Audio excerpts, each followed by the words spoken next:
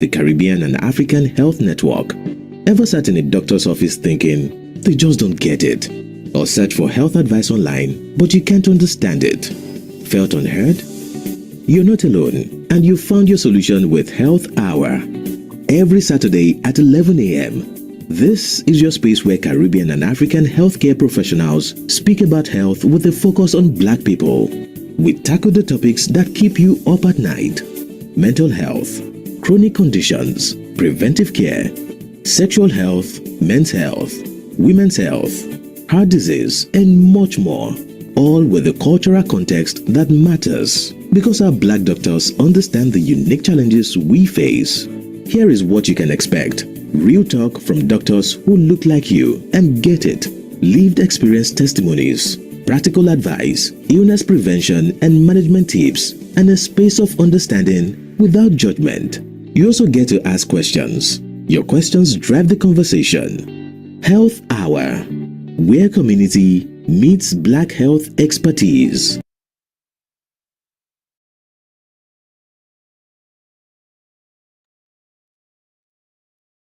Well, good morning, good morning, good morning. Happy New Year to you all. It's such an honor and a pleasure to see you all again this morning. You're welcome to the Health Hour. My name is Joseph. I am a GP, a local GP here in Greater Manchester with special interest in mental health. I'm also a pastor of Grace Community Church, a local Pentecostal church here in Manchester. I'm an ordained reverend. So today we have a treat for you because we are going to be talking about a very, very, very important subject from where I stand. And I have a very, very revered colleague who will be co-hosting with me today and sharing some insights as well. Dr. Mohamed Kamara. He's a consultant in accident and emergency. Let me just say as a disclaimer to Dr. Kamara, he manages to always look young, no matter how old he is. I've known him for about 15, 20 years. I actually worked under him several years ago, so I'm kind of biased towards him. He's one of the nicest people I know. I don't know how he manages to stay young, but we'll need to ask him that. Maybe we'll bring it as part of the questions later on. So he'll be doing a presentation from an Islamic perspective, and we'll just sort of answer all the other questions that come about. Feel free to ask your questions, put them in the chat box on YouTube. The moderators there, and if there's any other issues, if you want to contribute, these are interactive sessions that are meant for you. Don't forget that we are hosting this in coordination with all the other partners of CAN that will be shared with you, all the other partners of CAN that will be shared with you at the end of this presentation. All right. So I have a very quick generic presentation to speak to you about in terms of faith, health, spirituality, and goal setting. Knowing that it's the beginning of the year, it's really important that we start this on a very, very positive note, and we ensure that we sort of get our priorities in order. So the subject is faith and spirituality, goals in 2026. All right, I'll be sharing some slides with you.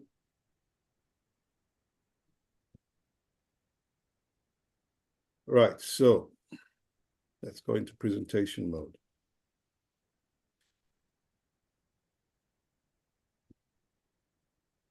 What's happened to my slide? We've had technical issues all morning. We'll get there eventually. There we go.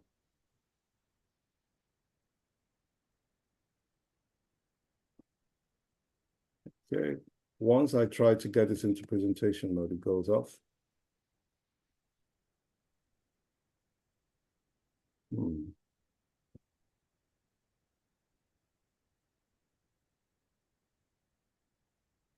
Right, can we all see my slides? Yes, excellent. I'm not sure what's going on, admin team, but it keeps clicking off. We'll make do with it as it is. So that's me. Those are my titles. There wasn't enough space to put all my titles. I'm sure Mo has more titles to add. So I'll leave him with the titles. He has a lot more than I do. So we want to start off by talking about spirituality and religion in general. So what I tried to do was I went into what is called a systemic review of research. There was a paper that was done by a gentleman called Koning et al. Between 1872 and 2010. And what he did was to look at all the papers, all the research, over 366 of them that have been done regarding how spirituality affects our health. It's found in the Journal of National Medicine. You can check it online if you have access to it. So how religion and spirituality affects health. Basically, they lumped everything, and it's nothing about one specific religion. They were looking at any kind of belief in the supernatural. So whether it is Christian, Islam, Buddhism, Hinduism, Star Wars, Native African religion, anybody that believes at all in the supernatural, how it affects their health. Now, I must say that about 80% of the research that was done was centered around mental health and well-being, which is one of my special interests. So that I've looked at a lot of all these papers. What a systemic review does, it summarizes each of these different papers, each of the different research, and gives us sort of a snapshot or a summary of what everybody has said. And it was very interesting because a lot of the details were quite unanimous, even though there was different research from different places, different parts of the world, Scandinavia, the US, in Africa, in Asia, in India. All these research, all of them were corroborating the same thing. Now, just by way of history, most in the past, going back to as far as the 5th century or even earlier, most religious institutions doubled as health centers. So what you find is that your priest was also the person who delivered your baby, who also administered medication. This was commonplace, irrespective of the culture, irrespective of the location. In Africa, the native doctor was also the spiritual native, the spiritual compass, as it were. As a matter of fact, I found out recently that my grandfather, my own grandfather, was actually involved in helping women deliver babies because he had a knowledge of herbs and he would often prescribe things. So most religious institutions doubled as health centers. The earliest mental institution was established in Europe by some monks as far back as the 12th century. So this research tells us. Separation began in the West in the 17th century when societies began to evolve in quotes. However, most cultures still have this intricate connection where the imam, the priest, the pastor, the Tao, the Buddha is often called upon, not just for spiritual needs, but also for health needs. So we have this intricate connection, and it's more prominent, more noticeable, especially in the Afro-Caribbean setting. Now, looking at health benefits in general, and I'm summarizing this because all these were part of the research that was done from this systemic review that was done. And they found out that anybody that had any kind of faith, any kind of spirituality at all, any kind of belief in the higher power, they coped better with adversity. And the reason is not far-fetched. If you have hope in something that's bigger than you, that's higher than you, adversity is going to look less daunting. But this is all the research that was done. About 68% of all the papers showed that people coped better with adversity, having some kind of faith, having some kind of religious inclination. Also, it was found that there was a lot of positive emotions in people who exhibited faith. So altruism, being kind, being compassionate, being forgiving, being grateful. It was also found that a lot of people had high self-esteem, higher self-esteem comparative to the average population. Notice that this is in comparison to the average population. There was also an expression of greater hope and optimism for the future. Now, the interesting part for me, which I hadn't quite caught on to until I was really looking into this, was that this directly correlated to a reduction in depression, anxiety, bipolar illness, a direct correlation. Now, what that means for us as medics is that if you do this, you will get that. And this is exactly what they're trying to establish in this research, that people who are more religious, people who had a more sense of spirituality, had less reduction, less anxiety, and less of these illnesses. Obviously, they mention about the fact that people had higher, more meaning, more purpose to their lives. There was a reduction in suicide. That one interested me. Marital stability, believe it or not. Now, because most of the time, people who are more likely to be religious or spiritual had moral codes, because that's the definition of being religious. Being religious is basically defined as anyone who has a set of moral codes or rules by which they live their lives and believe in some kind of higher power. It doesn't matter which one you choose. And I know there are many people with different types. There are some people that don't believe that anything spiritual. And I think perhaps my presentation speaks more to those people, but also to remind us that there is a spiritual component to our health.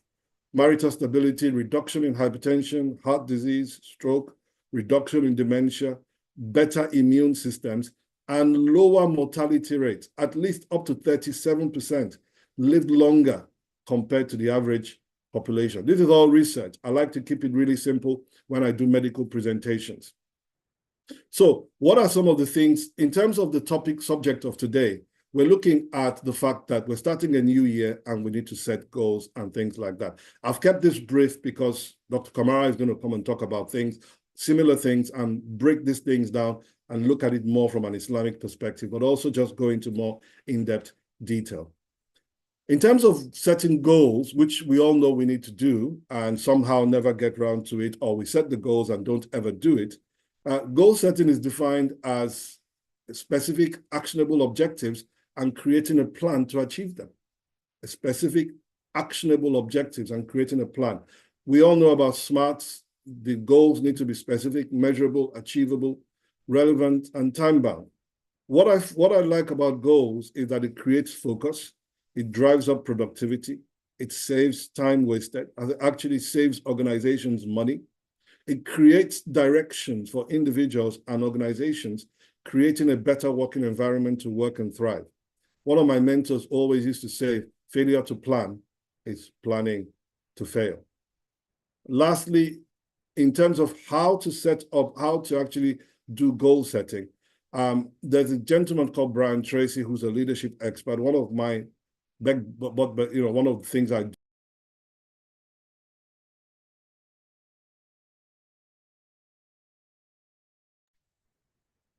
Okay, someone was trying to mute me. I'm sure they are Arsenal fans, because no Man United fan would try to mute me while I'm giving this kind of talk. So steps to goal setting. The first thing you want to do is to decide on what you want. Decide exactly what you want. Write it down. Ancient Chinese proverbs say that the faintest ink is better than the best memory. Write it down. Set a deadline. Make a list of steps to get there. This is the part I like best. Organize that list in terms of priorities. And then take action. It has to be daily action, weekly action, monthly action. The best laid plans, whatever plans you have, if you don't decide to act on it, if you don't decide to take a step towards those plans will continue to remain plans. They'll just be dreams. They'll just be fantasies. They will never, ever, ever come to fruition. Lastly, reevaluate constantly and adjust accordingly. This is where a lot of people sometimes miss it, because we think that because we've set a goal, we want to go in a certain direction, you can't do a U-turn or you can't take a sideways turn. Always be ready to change. Always be ready to change. Charles Darwin famously said that the creatures that survived everything that over the years were not the smartest, they were not the biggest, they were not the most intelligent, but they were the ones that were willing to change. So a willingness to change is part and parcel of the process of goal setting. I've put here, you can't see it, the sign in yellow, that the biggest journey starts by taking the smallest steps. Everything works better when you take a step forward. If you don't take a step, nothing actually happens. Right, that's my 10 minutes up. I like to keep to time. So I'm going to invite someone who, like I said, managed to remain young over so many years. He is a consultant in emergency medicine, and he's also he's one of the loveliest people I know. Please welcome with me, Dr. Mohamed Kamara.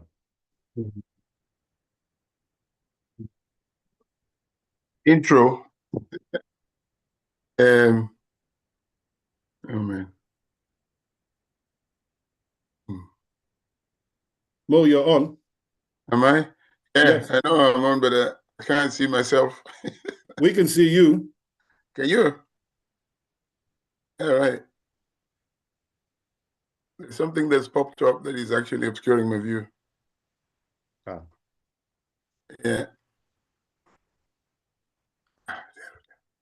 Right. Okay. So I'll try to share.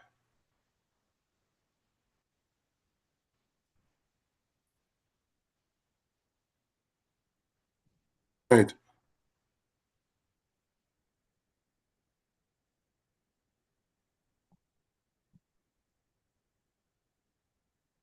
So thank you so much, my brother. I don't even know what to say. He's actually done more than I ever dreamed of doing. Now, this is me. I'm sure I don't need introducing, as it were. However, I'm sure he doesn't know I am an Al-Haji as well. At the same time, people say I am a sheikh.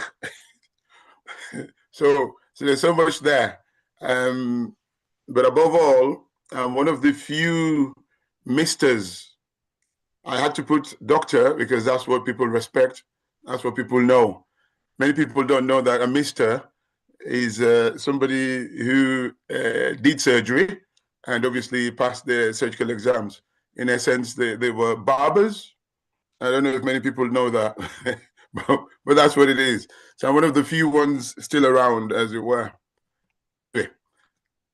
I was asked to speak on health and faith from an Islamic perspective, me being a Muslim. And to that end, we always give thanks and praise to the Almighty, and we give supplications or send supplications to our beloved Prophet, Muhammad, peace and blessing be upon him. We pray that the year as we start it would be a lot better than it was last year. We need some peace in the world, and we need some progress in the world in terms of equity for our people, in terms of health benefits. So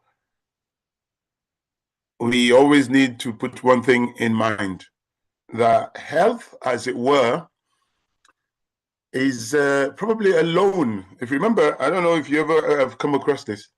Banks nowadays, if you don't use your overdraft facilities, like say, for example, you have 10 grand overdraft, if you don't use it for a year or two, what they do is they cut it down to like 250. In my case, that's what happened. And so they wanted me to become, a debtor, if you like, maybe a bad one. And so therefore they will, begin to start to fleece me with their interest. And of course, I can't pay interest, but that's the way it is. But in the concept of faith and health, it is quite the opposite. I mean, the body that was given to us as a loan. This is where the analogy is. It's a loan, and so therefore you need to come good by the person that gave you the loan. So in actual fact, there's the physical side of things, there's the mental side of things, and of course there's the spiritual side of things. All of these three, like a triangle, and if you know what a triangle is, they're all equal angles, as it were. So they're all intertwined, they're all interspersed, and they all definitely act with one another. So if you take one from the other two or two from the one, then clearly it becomes, completely discombobulated, and that would cause problems. So it's a sacred trust from God, requiring respect and care by the believer, i.e., the likes of us who have been trusted with this. We need to maintain health through a balanced living, and of course, avoid harmful behaviors. And these behaviors I'm talking about are the ones that would actually, dishonor us and obviously cause us to be in disarray with the Maker. So I would probably want you to, I don't know how many people know about this, but as Muslims, what we do is we cleanse ourselves before we go to prayer. And this is what it does. This is how it ties in with hygiene. I'm sure you can get one or two things from this. The ablution, which is the cleansing of the body before you go to face your Maker, is important because you don't want to be facing the Maker in an unclean manner. As they say, cleanliness, as you know, is next to godliness. So that's the kind of thing. And in actual fact, if you think about the human mouth, it is very dangerous, even though we brush it 2-3 times a day. But definitely the bugs and the germs there are unbelievable. Now, Joe will bear me witness, a human bite is very dangerous, even though we clean ourselves, we clean the mouth and all that, we brush it. But I tell you what, it causes a lot of problems for us. In fact, you have to have some strong antibiotics when a human being bites you. And then, of course, there are other things you have to consider, like blood-borne viruses and all that. So it's important to remember that the oral hygiene is part of a vital component of personal wellness and worship. Obviously, personal care is another aspect of it. So you need to be not only clean in the heart, but clean externally as well. It is important because that is what would probably determine whether your prayers are heard, and of course, if they're heard, whether they are actually accepted or granted. So, spiritual significance of physical well-being. There's a connection between health and spirituality, like I've said already. So the physical well-being is deeply connected with the spiritual health or aspect of health that emphasizes the harmony between the soul and the body. Maintaining good physical health, like we said already, enables you to fulfill the religious practices and spiritual obligations effectively. For example, you don't know the impact you are actually having on your health when you pray and kneel and then have to stand up. Just think about it. In fact, research has found out that the way we pray, it actually helps to develop the health system, the immune system, because all of the muscles, all of the bones, all of the joints of the body are called into action. Imagine that. So when my brother asks me how it is I'm looking young, well, this is what I do. I do it 5 times a day. I do it, you know, the going up and down is like 17 on a normal day. It can double up when there's Ramadan, which we'll talk about as we go on. A balanced life is absolutely vital in maintaining the health that God has loaned you. Caring for the body.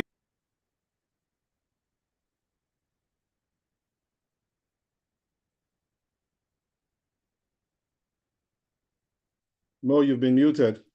I don't know who did that. See, again, the Arsenal fans, they're the ones. They're all around us, unfortunately. No worries. We remind you forever. So in light of the physical side of things, there's also the dietary aspect of it. And this is where we're talking about discipline. You know, we've all made new resolutions and things like that. We won't drink, we won't smoke, we won't eat as much. Well, I guarantee you, some people fail, I wouldn't say abysmally, but they fail or they fall along the way. And it's important to remember that obviously the kind of food that you eat is what determines how your health is, definitely. Some people eat because there's food. Now, it's important to remember that if you're not hungry, God has given you that center of hunger. He tells you when the body needs to be topped up, when it needs to be replenished. So therefore, listen to it. Don't just do it because at a whim, food is prepared or food is in front of me. If there's a 5-course meal, I have to do it. When you know maybe you can only take 1 or 2 courses. So remember that the food has to meet, the requirements. So if you're not hungry, don't go and force feed yourself or comfort eat. And of course, if you're eating, ensure that, as you can see, there are many colors. That's what you need. You don't just need one, like it's maybe red, or green. It has to be all of that, and it has to be processed. It has to be wholesome. It has to be pure. And of course, that in itself will bear fruits in terms of the ethical consumption and, of course, the promotion of health. So very soon, as we all know, we'll be facing Ramadan, or we'll be observing Ramadan. And of course, with that, there's also the Christian aspect. Our brothers and sisters in Christianity, they would be observing Lent as well very soon. I think if I'm not mistaken, Good Friday is the 3rd or 4th of April. So therefore, Lent would have been obviously a lot earlier. And Ramadan this year will start probably around the 19th, Good 18th, Friday, 19th of Good February. Friday the 3rd is the 3rd, yeah. The 3rd, that's it, yeah. So of course, so that's the thing with it. So when we're fasting, as you know, the benefits that you can see as is written there. You can see that beautiful clock, what it shows you. There's nothing there like, all these big chunks of meat and things and all that. You can see what is there. So it helps fasting in itself to detoxify the body, because believe it or not, we have toxins in the body, indole, phenols, catol, all of those. And so detoxifying the body, allowing the body to actually cleanse itself, is a big, big thing, and a very, very highly recommended aspect of life. It's done only once in the year. So I think we can all afford it, especially now when we know it is, what's the word for it? The shorter time of the year, i.e., although the days are beginning to get longer, but they're definitely still in the short mode, as opposed to when we were fasting in the summer. So you probably observe when you're fasting, you get metabolic improvements. Your metabolism improves. The glucose regulation, for those who have resilience to glucose, will probably improve. The blood pressure control will improve. And of course, above all, the self-discipline of eating will improve. There's no questions about that. There's benefits all around. Obviously, there are risks as well, but I probably will take it off this topic, because when we're talking about the benefits of fasting, whether religiously or otherwise, that's a whole topic in itself, and I don't think we have the time. But remember, I just said it, moderation in food take. I said that already. It is important to remember. Don't go and gorge. Don't go and fill the belly, and then you end up actually causing problems. And I tell you what, there are people when they're fasting who do this all day long. Obviously, you're not allowed any food or drink. And then when they break the fast, they go and bombard these bowels or the system, the digestive tract, which has been resting. They don't do it gradually. It's amazing how people become egregious in their approach to how they replenish the reserves. You need the balanced diets, and obviously with that you get your vitality, your health improved, and of course your longevity in terms of aging. Yeah. So it is important to remember there is the aspect of mental health as well, and that is actually specified in the Quran and in the prophetic sayings, which are known as the Hadith. Islam encourages reflection as a means of understanding oneself and maintaining mental clarity and peace. Now, we as medics, that's one thing we thrive on. Everything we do, we have to reflect. And sometimes when things go wrong, we reflect. And sometimes when things are good, or most of the time, we still reflect on that, on how we maintain that going forward. So that applies to religion as well. We need to exercise patience, because things, as I say, don't come at a whim, or on a whim, or at one fell swoop. It's something that has to be gradual. And with that, resilience. And I know that it's stated in the Holy Books that the God himself is very, very close to the ones who are patient, and he loves the ones who are patient. And if you look at the 99 names of God in the Islamic perspective, the last one is the most patient, as sabur. Yeah. So reliance on God is a good thing, as it promotes to foster trust and balance in facing mental and emotional illness, difficulties. Now, obviously, we do have prayers, and I know Pastor Joe will tell you about the importance and obviously the significance of prayer.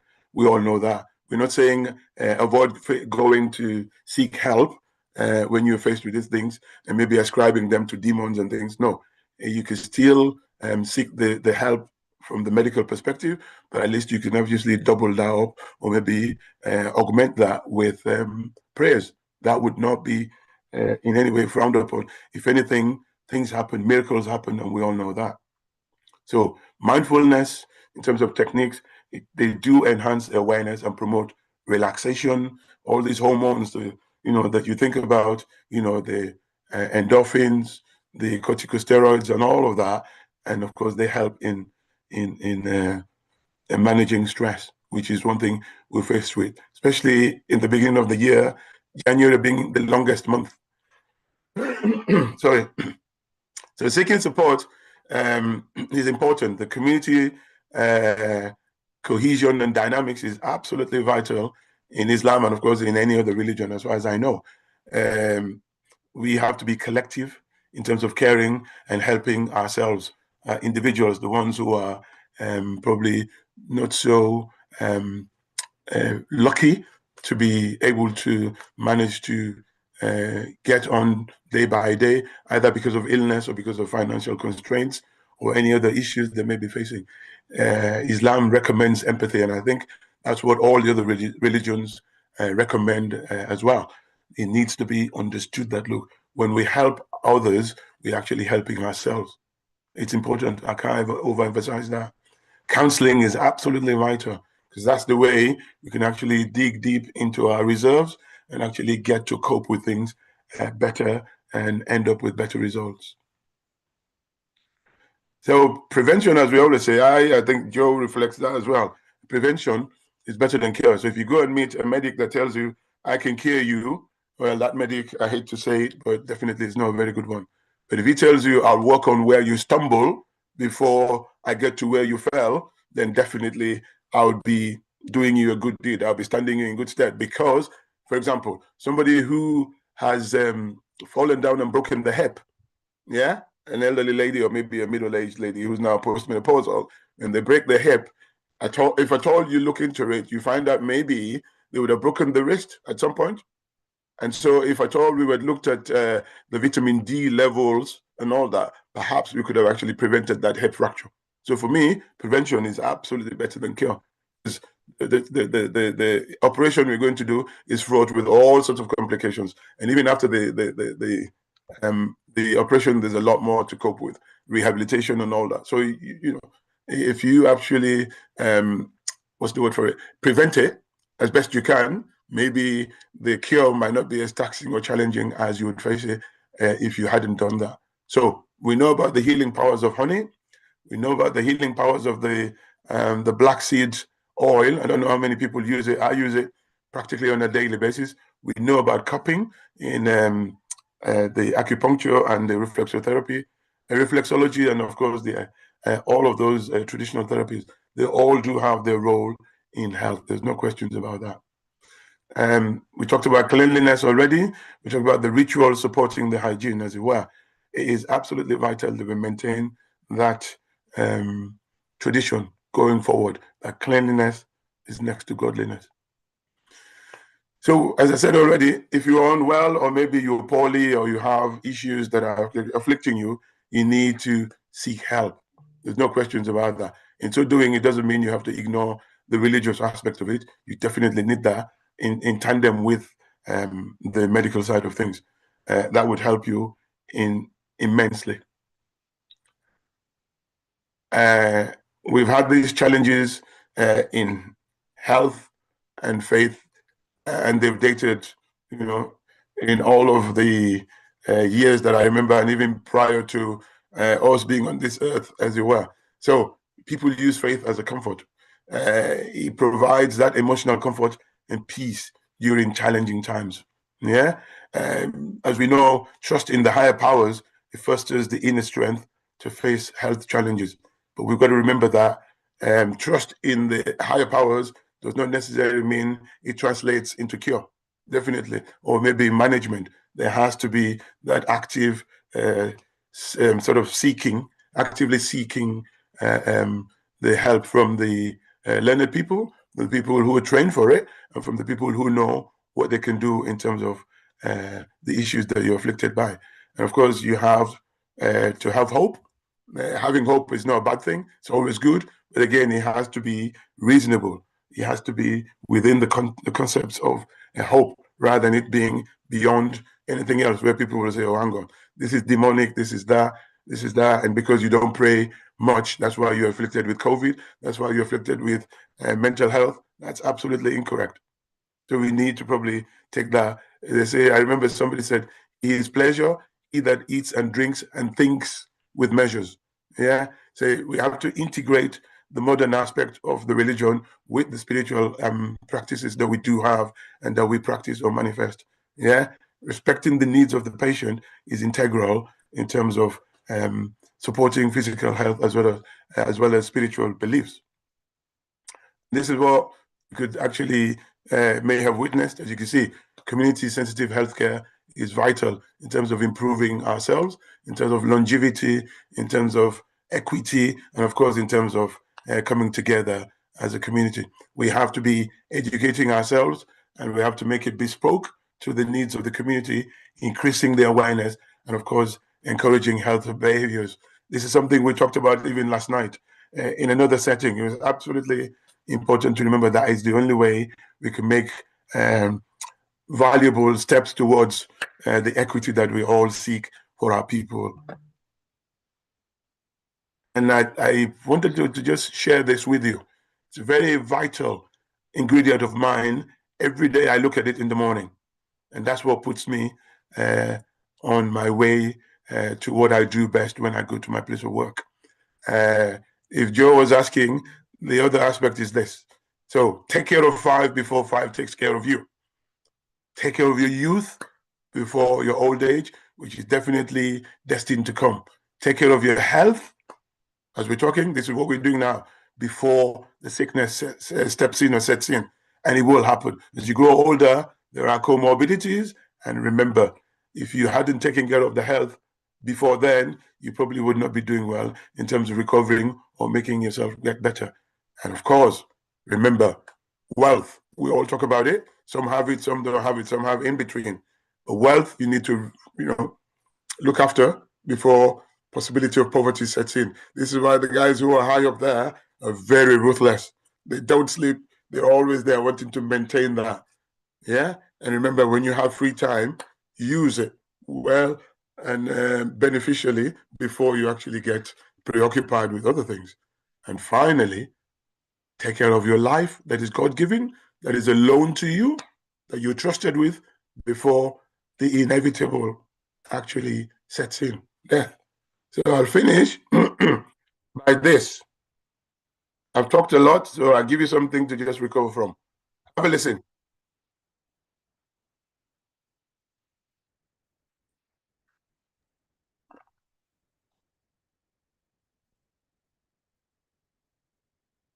Well, we can't hear this,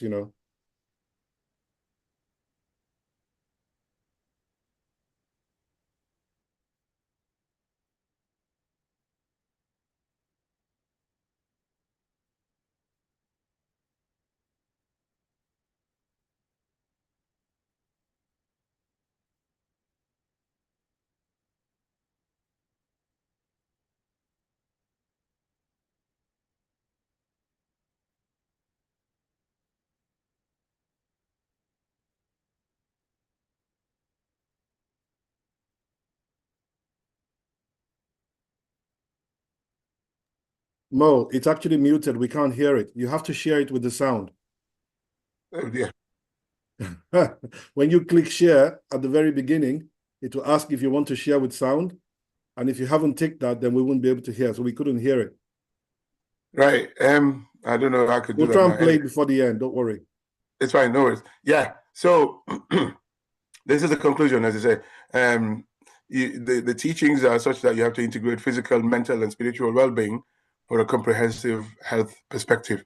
These principles of contemporary relevance offer a timeless and relevant holistic health approach applicable in modern society. Thank you for having me, and I'll be happy to take questions. May 26 be brighter, more fulfilling, and peaceful to all of us. Bless you all, and thank you. Thank you very much, Chief. I am going to add myself to the screen so you can see me. Right, there's a few questions already coming up. Thank you for that excellent presentation, by the way, very detailed, very clear. Now, a few very direct questions towards you, asking very specifically, can a Muslim or can somebody who is on medication observe Ramadan? Can they fast? Yeah, well, there's a short answer and there's a long answer. Okay. The short answer is yes, you can, depending on what you're taking. So, for example, if you could bear me witness. If you're taking antihypertensives, for example, blood pressure tablets, you probably might need to alter when you take them, if you see what I'm trying to say. Yeah, so that's doable. But obviously, if you're on medication 3-4 times a day, for example, you're taking antibiotics that are 3 times or 4 times a day, because you are, maybe you've got a chest infection or you've got an abscess or something, then clearly for that period of time that you're wanting or needing to take them, you probably need to not fast. And then at the end of the month, you can sort of make up for the number of days that you missed out on. This is just a brief answer, but if you want me to go detail, I'll tell you that. No, I think it's pretty succinct. Thank you. From a Christian perspective, it's about the same. Generally, if you are unwell, so if you're pregnant, if you're breastfeeding, or if you've got an illness, you're not obliged to fast at that point in time. So, and if you're on medication, like Mo rightly said, depends on the medication. If you're on blood pressure tablets and it's once a day, you can alter when you take it to when you're not fasting. But if you're on 3 times a day or certain other types of medication, it's probably not advisable to fast. I've had this conversation a lot with quite a few of my patients, especially around the Ramadan period. They seem to be coming for you, Mo, because it says here, during periods like Ramadan, how can Muslims maintain healthy habits without burnout or neglecting nutrition and rest? During Ramadan, how can a Muslim maintain healthy habits without burnout or neglecting nutrition and rest? That is no question I can answer in 1 minute. I have a talk. Please, you have 3 minutes. I have a talk bear on in that. mind that we have to finish today. Exactly. I have a talk on that, and I would need to invite people because I'll be talking about that in the next 3-4 weeks, obviously. But my big problem, as I say, if I'm to personalize it, is obviously maintaining that balance between sleeping and obviously getting ready for work, whilst I know the reserves are dipping. Yeah, it is important to know that there are special meals that you can have that have energy that would, take you through or see you through for the number of hours that you're not able to put anything in the mouth or drink anything. That's an important thing. It's important to remember, as my brother said, failing to prepare is preparing to fail. This is a very clever man, Benjamin Franklin, that actually made that expression. Yeah. And when Ramadan is approaching now, like here now, as we're speaking on this particular day, this is Rajab. This is the 3 months, the 3 sacred months. So there's Rajab, the Sha'ban, and then Ramadan. So again, for example, if you're wanting to go to Hajj, to Umrah, you know that the task that you're faced with is absolutely unenviable, because going around that stone is about 35 minutes per round, if you like. Okay, so if you're not physically fit, you won't be able to do that. Same applies to Ramadan. As you know, Ramadan is coming. Get yourself checked. For you, for diabetic or hypertensive, there's a guidance they have. I see my brother is nodding his head. You would be assessed, and you would then be classed as a person who is under the green or under the yellow or under the red. If you're under the green, then yeah, you can fast. Yeah, under the amber, it's a question of you trying it and see whether you can do it or not. If you can't do it, then it's not forceful. And of course, the red, categorically, you shouldn't be doing that. And if you're doing that, well, probably you're putting yourself at risk, and that is not something that is advised. So as a Muslim, I always prepare before Ramadan sets in.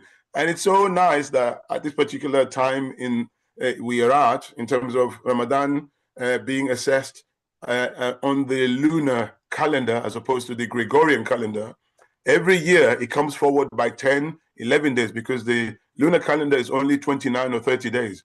And we know the Gregorian has got 31 days for about, 4 months, 5 months, or 6 months, something like that. So in total, every time you go on and observe Ramadan, the next year would be 10 days shorter, earlier, I must say. So that's how it is. So now we're getting more towards the winter months.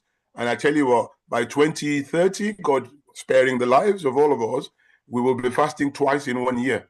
We're fasting in December and January of 2030, and it's the shortest period of time for you to observe fasting. Remember, fasting, it doesn't have to be fasting. It's just, what's the word for it? A few hours of not eating, and it would do you a world of good.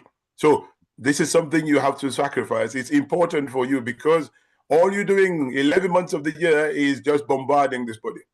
Yeah? Think about it. If you don't sleep for one day, what happens to your head? What happens to your heart? Yeah. And now you're looking at the whole year bombarding these gods. Give them a chance to recover. And that's what it does for you. It will do a world of good for you. There's no question about that. It's something, a price worth paying. That's what I tell people. Yeah. That 1 month, you will not believe how you become adaptable. I have this talk and I don't want to go into it. I'll tell you what happens day 1, day 2, day 3. And from day 4, you definitely will be sailing it. You'll be absolutely just going through it, the emotions. Because the human body has got reserves, you will not be able to imagine. I can tell you this for free. The last thing I'm saying is that there's a able-bodied person who died in a fire that broke out in a building that the disabled person in a wheelchair was with that person. They managed to save themselves because they had the resolve. I'm not dying in this fire. I will definitely save myself. And they actually survived. And the person who was able-bodied died in the fire. So the body has so much reserves, you will not believe it. You try it. Day 2 is the most difficult of Ramadan. And by the time you get to day 3, day 4, you are in, ketoacidosis and you're just sailing it. No questions about that. And it's a good thing because it's not like 24 hours. After dawn or sunset, dusk, you definitely break your fast. Rehydrate yourself, sleep as best you can, exercise as best you can. And I tell you what, you'll be happier and healthier by the time you come out in Shawwal, in Eid. Thank you very much, Mo. I need to come and listen to that talk of yours. It sounds absolutely. Thank you. The truth of the matter is, I'm not sure you're aware of this, but there's actually documented evidence, because I know the Buddhists fast a lot. Christians have Lent. Muslims have Ramadan. There's documented evidence to show the key benefits of fasting to the human body. As a matter of fact, in health, what do they call them now? This lifestyle specialists, all the recommendation now is about intermittent fasting. Absolutely. They're looking at it like some kind of new, thing that is, and I'm like, we've been doing this for years. Yes. If you've been a Christian or a Muslim or you're a Buddhist, we've been doing this for years, but now they're selling it like some kind of rave, intermittent fasting, you do this and that. I've been doing from a teenager, when I've been a Christian, I've been fasting and I've seen the benefits. So there's no doubt about it that if you put your mind to it and you actually do this, you proper get the benefits. So thank you very much for that. I think this one's pointing towards me. How can faith help when motivation is low and life feels overwhelming, especially with work, family, and financial pressure? And feel free to contribute. But the truth of the matter is, faith should be the anchor to everything that you do. Faith, if you're a believer in Christ, if you're a Christian, then that should be what you anchor your whole life on. Everything should revolve around that. That's why I did my presentation the way I did it. There's empirical evidence, scientific evidence to show that whatever kind of faith you have, whatever kind of belief system you have, it is still better than not having one at all.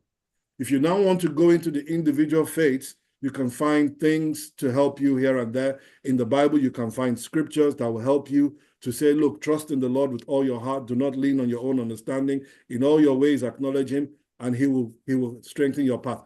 You can find comfort in that. And I'm sure Mo will have something to say about this as well, in terms of how do you find motivation when you're feeling low, when you're feeling overwhelmed? There's one thing. I mean, we're all faced with adversity at some point in our lives. This is just the human way. We're tested by the Almighty to see how our faiths are. What is it, as Joe is saying, how is it, what is it anchored on? Is it hypocrisy? Is it just flimsy? Is it really solid? Yeah? And the way of actually proving that is what's your tenacity? What are your skills of coping? This is why, as I say, counseling is absolutely important. Seeking the help you need. You see, when we are faced with these things, people always shy away from it. They deny it. That is not my portion. This is not my cross. Yeah? But I tell you what, accepting it, to say, look, I tell you what, I know this is what it is, but I'll rise. I'll fight. With every breath in my body, with every fiber of my body, I will fight. Do that, and you would have justified your being in this world. We will have that. It's written in the holy books that do people think that we will just give them ease without testing them? No, because God and Satan went their separate ways because he said, oh, you cannot be my boss. You made me from fire and you made Adam from dirt and you want me to prostrate myself to Adam. That's impossible. So because of his pride, they went their separate ways. And he said, well, I tell you what, before I go, I need you to reward me for being, worshipful for the time that I was. He said, well, what would you like? He said, well, I need the power to be able to turn people's minds against you. So i.e., I know I'm going to hell, but I need some people to follow me with it. So he said, yeah, take that. And then God said, well, I tell you what is it you think you're going to gain? He said, oh, my hell will be full. And then God responded and said, I tell you what, your hell will be full with your people, but my heaven will be full with my people. So now there has to be that dichotomy, there has to be that distinction between the heaven-led or heaven, going to heaven and, of course, going to hell. There has to be that. So the only way you can prove that is by being tested. But once you're tested, remember, there is, as they say, innamal usri yusra. Wherever there's a test, that stern nature of that test, there is respite very close by. They go in tandem. What we don't have is the patience to actually stand that, to withstand that. And we have enough resilience in ourselves. Imagine somebody who is limbless and they're going to pray. Someone who has got 4 limbs does not want to go to pray. What does that tell you? Because I've got money, I don't want to do that. So that's the thing I'm talking about. If you're tested by something that is really, really low down there, you don't want to, but remember, there's always ways and means of doing things. You can always ask for support. And as I said, with the prayers and with your own movements, i.e. your attempts to improve the situation, I guarantee you, you will see respite. Because believe you me, there's always one person who's worse off than you. Yeah. So life is full of tests. Absolutely. You can't avoid them. That's absolutely true.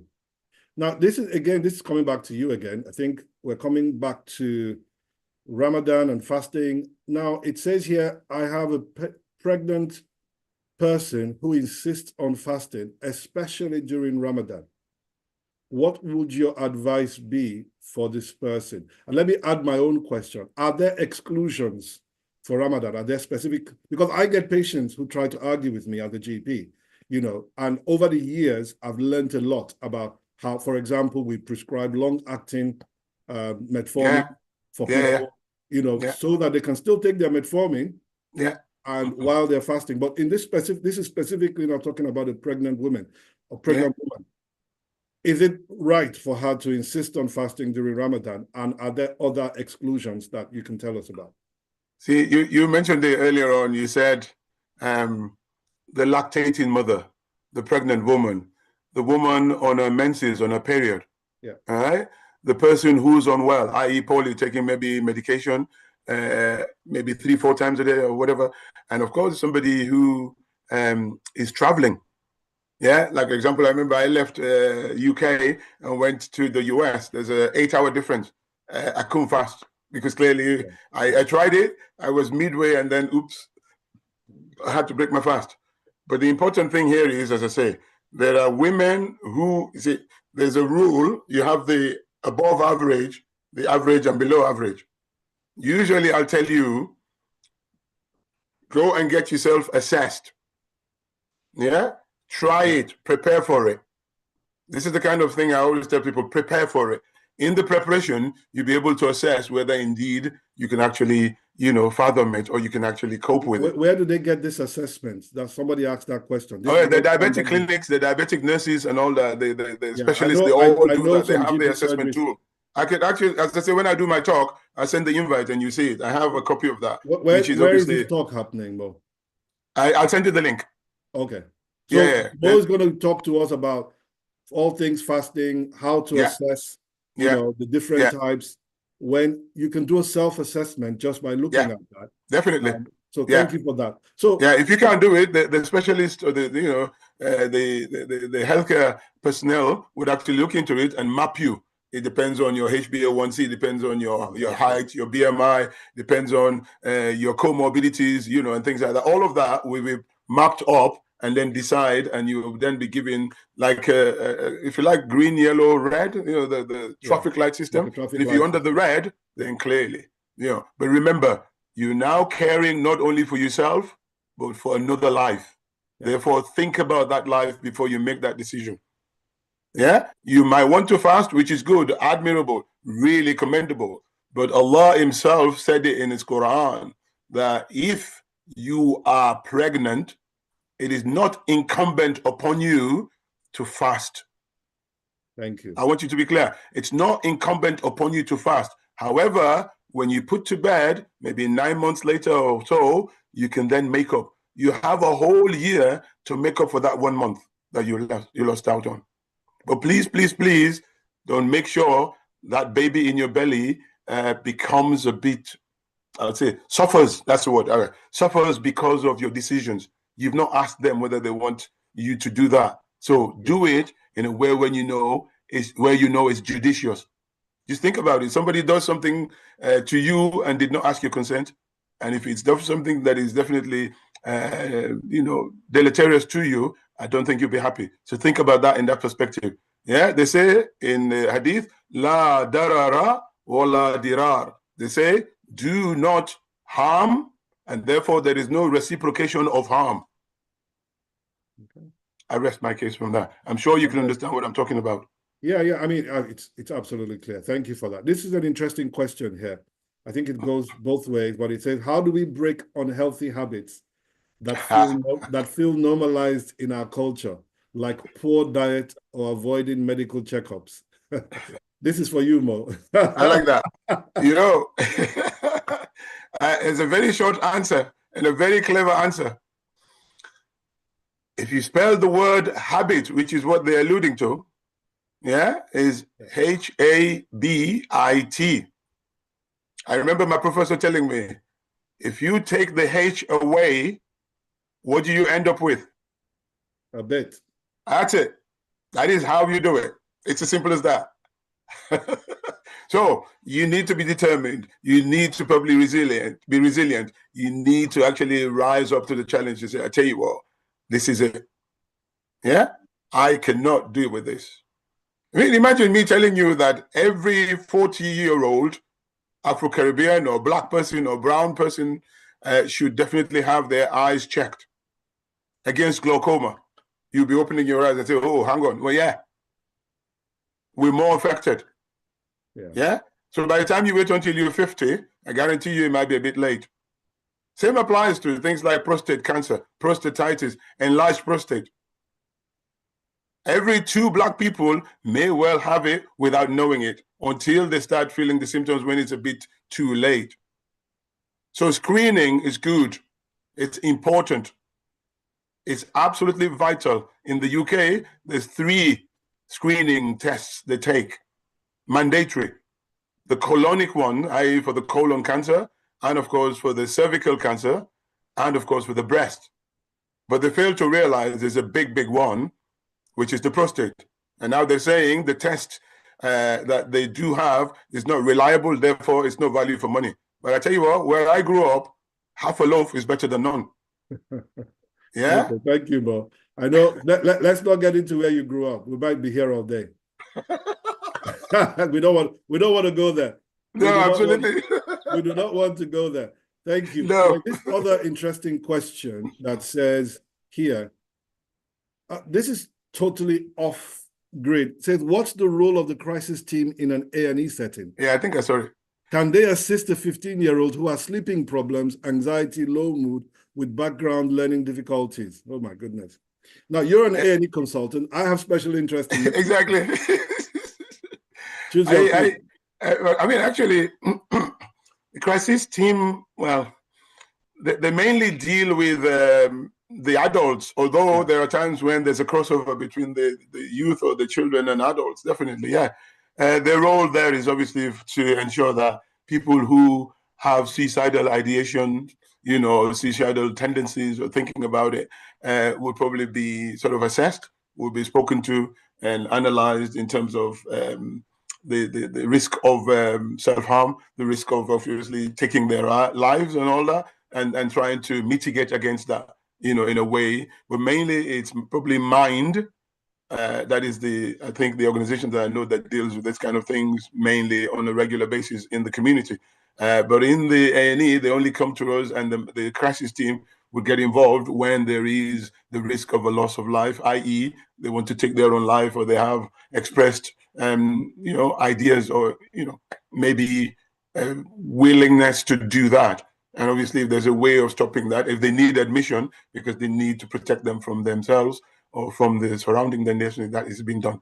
But other than that, crisis team is specifically for when there is the risk of suicide. Thank you, Mo. I think that answered it very succinctly. There's another interesting question here that says,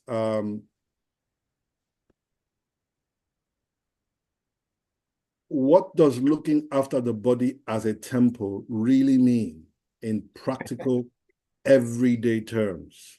Because I know you alluded to this in your presentation. Exactly. Yeah. I think we said that already. Maybe the fellow came late, but do you mind expatiating a little bit on that?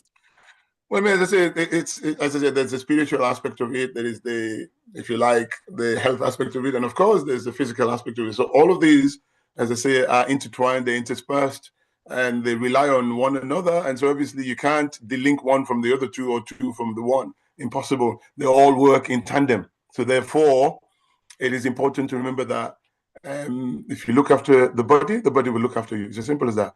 It's a symbiotic relationship. If you don't do that, you will definitely pay for it. So the body being a temple, obviously, you know what we do in temple. We all don't pray in temples, but we know the temple is a religious institution, a religious building. And so therefore, you look after the body as you would look after your religion. It's as simple as that. So comply to those, and whatever you're faced with, you probably deal with in the way you should. It's as simple as that. But when you go on and then adulterate it, if that's the word for it, or maybe used, some aspects of life that are not how it should be, then clearly you will pay the price. And somebody asked the question, if I drink 12 cans of beer a day, how long will I last? Well, I think the answer to that is quite obvious. Yeah. If you were to last 70 years, you would last up to 40 years if you're lucky, maybe 50 years at a stretch. So that's it. If I was to smoke one cigarette, which I don't, and then somebody smokes 20 cigarettes a day. Yesterday, I had a patient who was 49 and under 50. You tend not to diagnose COPD, which is a terminal disease. Remember that. And that's all man-made. You decided to smoke. And if you look at the pack, it's written there. Smoking, nicotine, tobacco causes cancer. There's no questions about that. So you know it. You went into it open-eyed. You need to look after the body. It's a God-given loan to you. Yeah? Be a good debtor, not a bad debtor.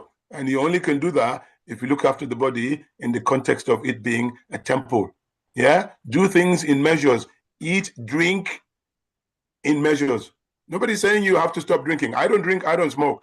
But if you're doing it in measures, you probably will benefit from that. But when you overdo it, then clearly you will pay the price for it. Simple as that. Excellent. Thank you, Mo. We're running out of time. We've got about maybe 5 more minutes. I would like you to speak into the concept of goal setting. It's a new year.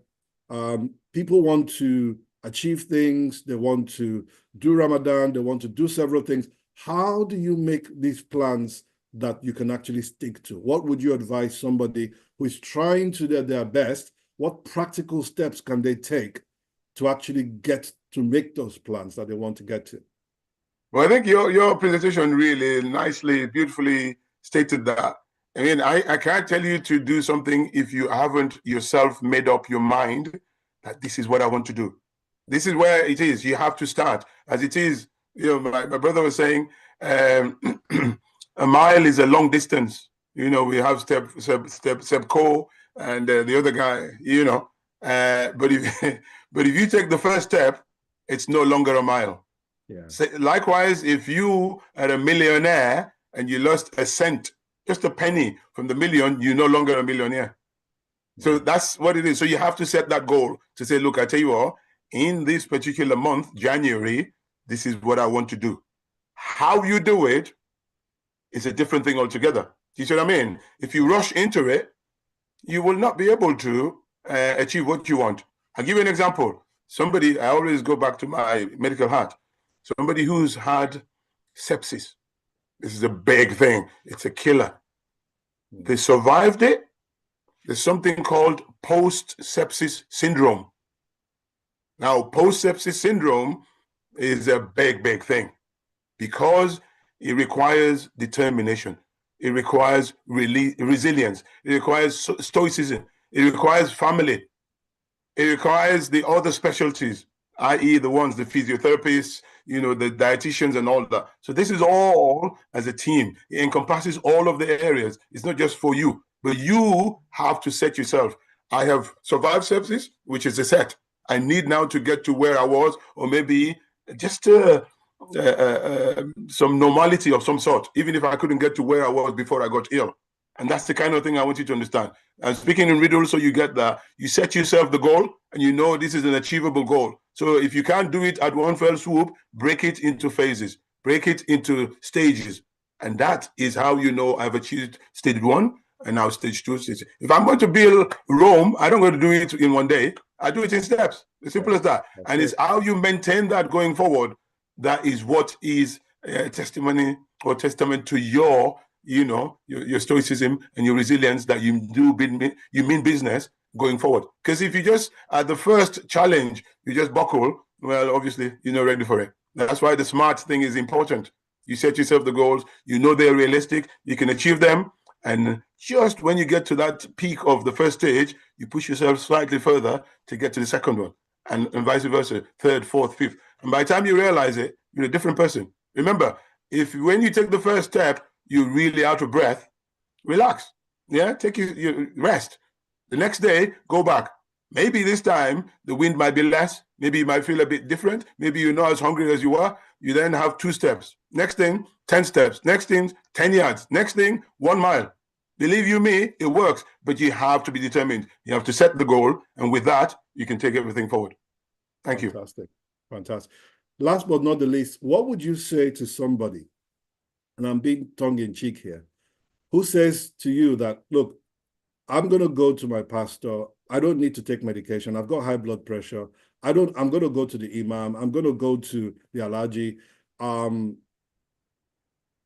would you say to this kind of person in terms of saying that they're prioritizing their faith over having regular health checks or even taking their medication? That is self-explanatory.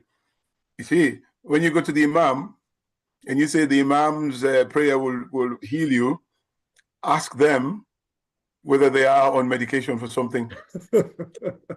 That's a good one. I haven't thought about that one. I mean, this is it.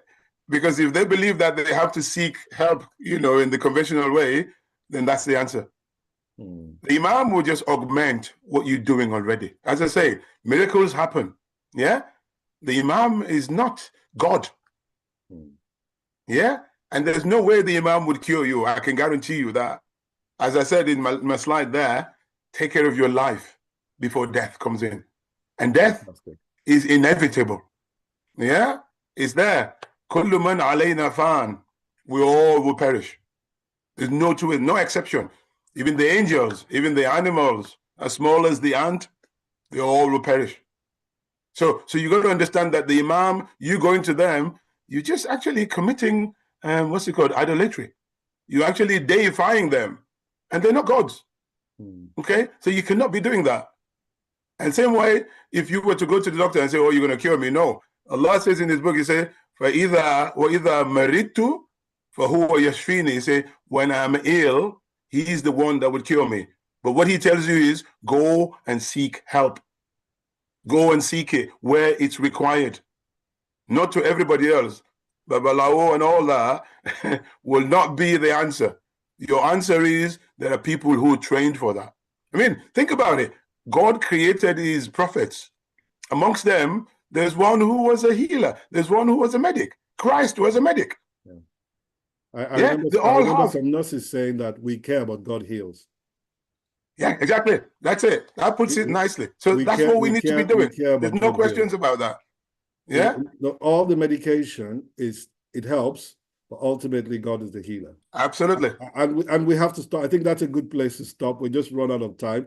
Mo, look, I can talk to you all day and the day after.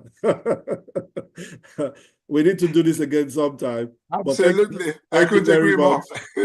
Send me that link about that presentation that you I will do. I will do. to help me Definitely. to sort out a lot of my patients. Yes, I will do. Thank you. And so everybody, I hope you've enjoyed the presentation today. I've learned a lot from my friend, my brother, and my colleague, Mo Kamara. There's a lot of stuff. This is all recorded on YouTube.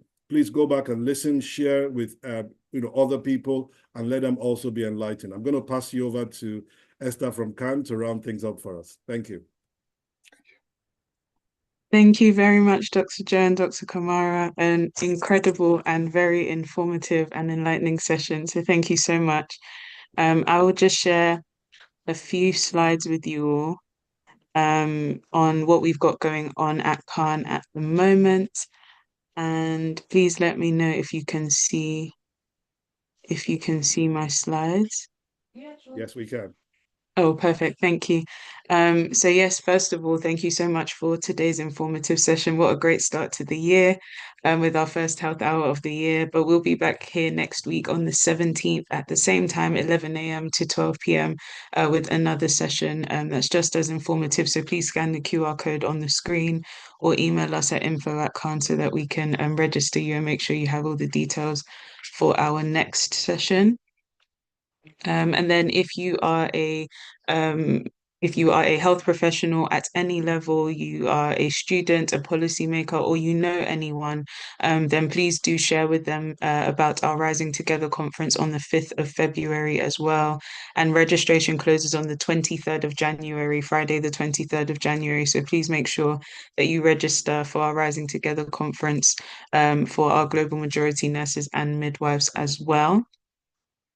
We also have a Black Health Improvement Program for our pharmacy training in Enfield. So please make sure to scan the QR code or email us at our BHIP Enfield email as well. These are CPD accredited sessions for primary care staff. So please make sure that you sign up, or if you know anyone, please share it with them as well.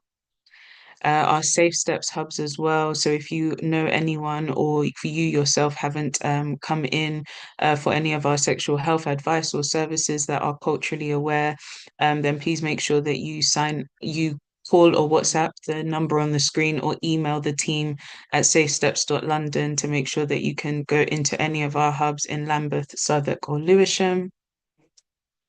And you'll be very excited to know that nominations are open for the Black Healthcare Awards, which we'll be hosting in July. Again, the QR code is on the screen. There's also a link on our LinkedIn as well. And you can email by the Black Healthcare Awards email as well to make your nominations. We also have our winter gift drive. If you would like to donate anything or give back to some families in need, then please contact Scola from Cannes, and her details are on the screen as well, to be able to give and to donate for some of our families ahead of our celebration, which I'll come on to next, our Family Joy and Wellbeing celebration, which is being held on the 29th of January. Again, please contact Scola if you have any details or you want to donate or to support on the day. And we look forward to seeing you there. It is free entry in Manchester. Thank you so much for joining us today. We hope to see you next week. If there's any information you're looking for on any of these programs, initiatives, or events, please look out on our social media to access them as well. Thank you very much, everyone, and we'll see you next week.